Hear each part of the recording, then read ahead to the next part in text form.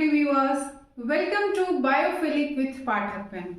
आज हम लोग क्लास 12th का एक नया चैप्टर शुरू कर रहे हैं जिसका नाम है sexual reproduction in flowering plants. ठीक है, देखिए अब नया सेशन स्टार्ट हो गया है। जो बच्चे क्लास 11th से 12th में गए हों उनको बहुत बहुत बधाई क्लास 12th में आने के लिए। और अब आप क्लास 12th के लिए जरा अच्छे से सीरियस होकर मेहनत करिए क्योंकि इस साल आपको बोर्ड एग्जाम देना है। ठीक है, इसी के साथ जैसे क्या था कि कोरोना के पीरियड में सिलेबस को 30% रिड्यूस कर दिया गया था, तो बुक में सारे चैप्टर्स हुआ करते थे, जो नहीं हुआ करता था मतलब 30% जो रिड्यूस हुआ करता था वो नहीं पढ़ना होता था। लेकिन इस बार जो नई एनसीईआरटी आपकी मार्केट में आई है उसमें क्या हुआ है कि वो 30% जो रिड्यूस सिलेबस थे वो चैप्टर बुक से ही हटा दिया है। पहले आपके 16 चैप्टर हुआ करते थे बुक में, क्लास 12th बायोलॉजी की बुक में 16 चैप्टर हुआ करते थे, अभी सिर्फ 13 चैप्टर है, जिसमें कि जो पहला चैप्टर हुआ करता था वो हटा दिया है। ठीक है, और उसके जगह पे ये आपका sexual reproduction in flowering plants ये ही पहला चैप्टर बना दिया है। ठीक है, तो चलिए इसको शुरू करते हैं और प्लीज वीडियो को लास्ट तक देखिएगा। आपको कोई भी डाउट आए तो उसको कमेंट सेक्शन में पूछिएगा और वीडियो पसंद आएगा तो चैनल को जरूर सब्सक्राइब करिएगा। ठीक है, तो देखिए all flowering plants shows sexual reproduction. जितने भी फ्लावरिंग प्लांट्स होते हैं वो सेक्सुअल रिप्रोडक्शन शो करते हैं। आप सभी को पता होगा कि सेक्सुअल रिप्रोडक्शन क्या होता है। बेसिकली सेक्सुअल रिप्रोडक्शन में मेल और फीमेल दो लोगों की जरूरत पड़ेगी। ठीक है, दो गैमीट होंगे, मेल गैमीट फीमेल गैमीट, दोनों का आपस में फ्यूजन होगा जिसे कि फर्टिलाइजेशन कहते हैं। उसके बाद आपका जाइगोट बनता है और फिर जाइगोट बनने के बाद ही फिर आपका एक नए ऑर्गेनिज्म का निर्माण होता है, नया ऑर्गेनिज्म बनता है।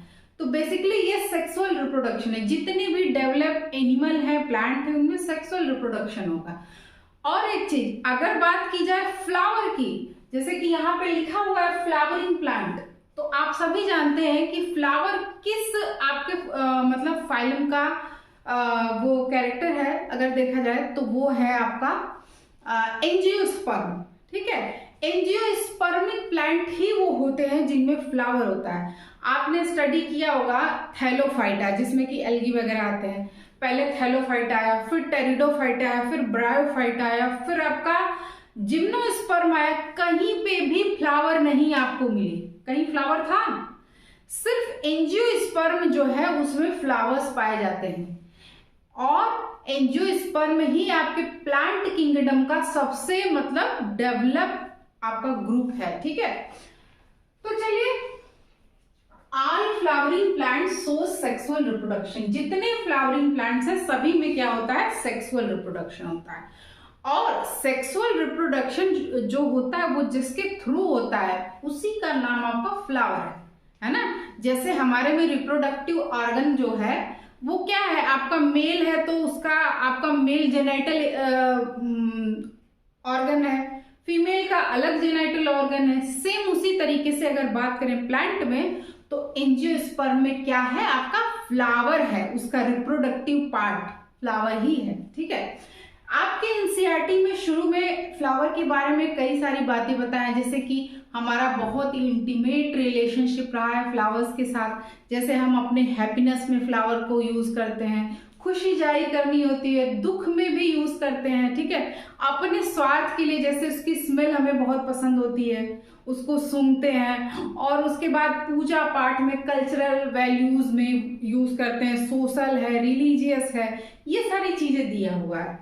ठीक है, इसी के साथ क्वेश्चन भी पूछा है कि 5 ऐसे फ्लावर्स का नाम बताइए जो नॉर्मली हम आपके होम में, गार्डन में लगा सकते हैं। इसके अलावा 5 और ऐसे फ्लावर्स के नाम बताइए जो कि हम लोग यूज कर सकते हैं आपका मतलब ऑर्नामेंटल पर्पज से। ठीक है, ये भी पूछा है। और एक पूछा है आपका फ्लोरिकल्चर, तो चलिए जब वो आएगा तो बताएंगे। अब देखिए एक चीज और देखते हैं, एक हो गया आपका सीड, एक हो गया फ्रूट। अभी मैं आपको फ्लावर की पूरी स्ट्रक्चर बना के समझाऊंगी जो कि आप 11th क्लास में ऑलरेडी पढ़ लिए हैं, लेकिन फिर से रिकॉल कर लिया जाए थोड़ा सा, क्योंकि आपका शुरुआत में यही चीज दिया हुआ है। ठीक है, देखिए जो सीड होता है वह किससे बनता है? ओव्यूल से। ओव्यूल कहाँ पाए जाते हैं? ओवरी के अंदर। जैसे फीमेल का फ्लावर लीजिए, ओवरी के अंदर आपके ओव्यूल्स पाए जाते हैं, तो बाद में ओवरी से ही बन जाता है आपका फ्रूट। फ्रूट किससे बनता है? ओवरी से। और फिर ओव्यूल से क्या बन जाता है? सीड बन जाता है। ठीक है, अब इस चैप्टर में हमको क्या क्या पढ़ना है? मॉर्फोलॉजी पढ़ना है, उसके बाद structure and the process of sexual reproduction in flowering plants, angiosperm. अगर बात करें मॉर्फोलॉजी की, तो मॉर्फोलॉजी का मतलब होता है कि किसी चीज को बाहर से देखने में वो कैसा दिख रहा है, उसी को मॉर्फोलॉजी कहते हैं। ठीक है, तो चलिए आज अब हम लोग डायग्राम ड्रॉ करते हैं और समझते हैं।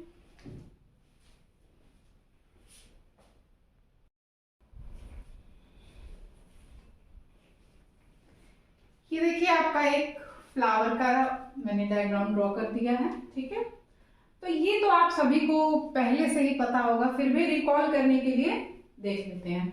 आप अपना नोट्स बनाना स्टार्ट कर दीजिए और उस पे ये डायग्राम जरूर बनाइएगा। ठीक है, देखिए अब फ्लावर में मेन जो पार्ट दो होते हैं जो सेक्सुअल रिप्रोडक्शन में मतलब आपका डायरेक्ट पार्टिसिपेट करते हैं, और कुछ एसेसरी पार्ट होते हैं। तो एक हो गया आपका गायनोसियम और एक हो गया एंड्रोसियम। गायनोसियम और एक एंड्रोसियम। ठीक है, अब देखिए गायनोसियम क्या होता है, तो अगर बात करें कार्पेल या पिस्टिल, एक वर्ड मैं आपको बताती हूं, जैसे यहां पे देखिए कार्पेल या पिस्टिल, दोनों एक ही चीज के लिए यूज होता है। किसके लिए? जो फ्लावर में जो फीमेल पोर्शन है उसी को कार्पेल भी कहते हैं, उसी को पिस्टिल भी कहा जाता है। ठीक है, अगर ये ग्रुप में हो, अगर ये ग्रुप में हो तो उन्हीं को हम क्या कहते हैं? गायनोसियम। ठीक है, जैसे आपने सिनकार्पस एपोकार्पस पढ़ा होगा ना। सिनकार्पस का मतलब हुआ कि जब जो कार्पेल्स हैं वो आपस में फ्यूज ना हो। ठीक है, नहीं सॉरी, फ्यूज हो तो सिनकार्पस, और अगर फ्यूज ना हो तो एपोकार्पस, वेरी सॉरी। ठीक है, तो ये चीज हो गया। अगर बात करें एंड्रोसियम की, तो एंड्रोसियम है आपका मेल पार्ट। जैसे कई सारे आपके स्टेमन, वैसे नॉर्मली मेल पार्ट को क्या बोल देते हैं? स्टेमन। देखिए यहां मैंने लिखा है स्टेमन, लिखा है ना। तो स्टेमन का जब ग्रुप मिलता है, कई सारे स्टेमन मिल जाते हैं, तो उन्हें क्या कहते हैं? एंड्रोसियम। एंड्रोसियम किसको बोलते हैं? स्टेमन के ग्रुप्स को बोलते हैं। ये चीज ध्यान रखिएगा। उसके बाद अब अगर बात करें स्टेमन की, तो स्टेमन में आपका मेनली दो होता है, एक है एंथर, एक है फिलामेंट, है ना। और इसी के जस्ट यही कंप्लीट होने के बाद सबसे पहले मेल का ही पार्ट हमको पढ़ना है। ठीक है, एंथर क्या होता है, माइक्रोस्पोरेंजिया क्या है, पोलन सेक क्या है, ये सारी चीजें आगे देखनी है। और अगर बात करें कार्पेल या पिस्टिल की, तो उसमें एक पार्ट आपका स्टिग्मा है और दूसरा यहाँ पे ओवरी पार्ट हो गया, और बीच में आपका स्टाइल है ना, जो आपकी स्टाक लाइक स्ट्रक्चर है उसको स्टाइल बोलते हैं। स्टिग्मा पर ही आके पॉलन ग्रेन्स आपके लैंड करते हैं और फिर वहां से आपका फर्टिलाइजेशन शुरू होता है। अंदर देखिए ओवरी के अंदर आपके ओव्यूल्स हैं, ये रहा ओव्यूल, और एक पोर्शन आपका थैलेमस है। ठीक है, थैलेमस को ही रिसेप्टिकल भी कहा जाता है। थैलेमस को ही रिसेप्टिकल भी कहते हैं। बेसिकली थैलेमस क्या होता है?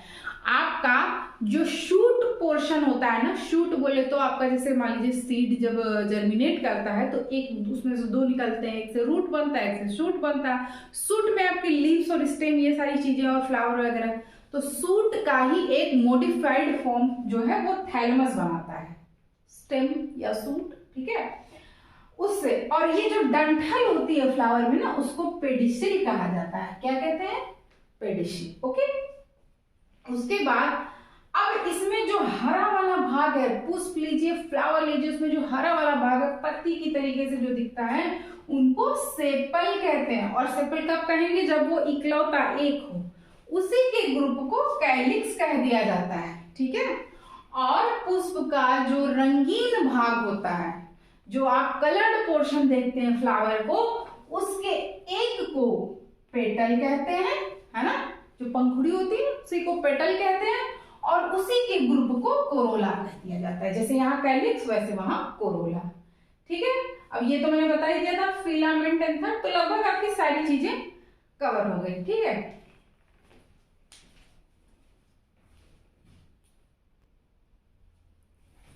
अब देखिए आपका, अगर बात करें टिपिकल एंजियोस्पर्मिक फ्लावर की, तो उसमें टोटल 4 वॉल्स होते हैं, फ्लोरल अपेंडेजेस, जो कि किससे अटैच होते हैं, रिसेप्टिकल या थैलेमस, दोनों को एक ही तरीके से यूज कर सकते हैं, मतलब थैलेमस और receptacle both are same thing.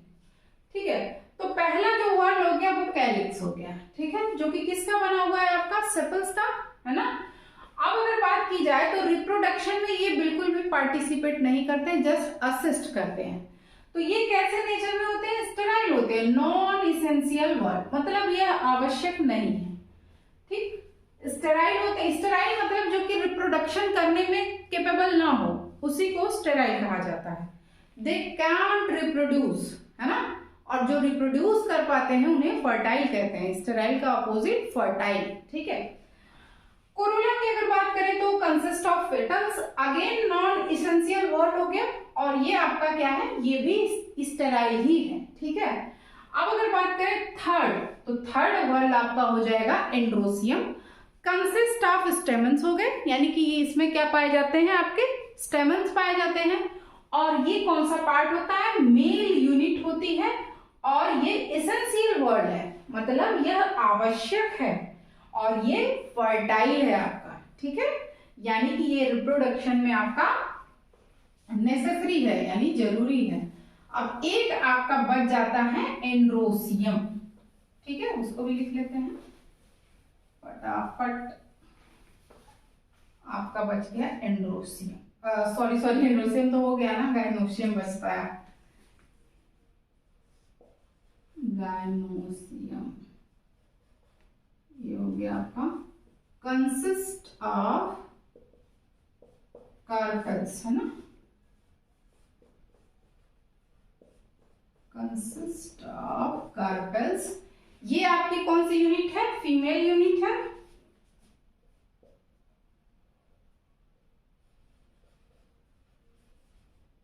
Female unit, और ये भी आपकी फर्टाइल ही होगी, वो भी लिख लेते हैं। इसेंशियल, पहली बात तो इसेंशियल है, इसेंशियल, इसेंशियल वर्ड,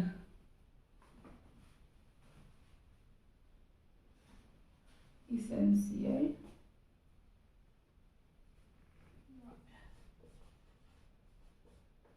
उसके बाद आपका फर्टाइल। ठीक है, तो आज के लेक्चर को बस इतना ही रखते हैं, अगला लेक्चर आपको जल्दी अपलोड कर देंगे। ठीक है, तो आपको वीडियो कैसा लगा जल्दी बताइएगा कमेंट में, और प्लीज चैनल को जरूर सब्सक्राइब करिए, और प्लीज लाइक करिए, शेयर कीजिए अपने फ्रेंड्स के साथ। Thank you so much for watching.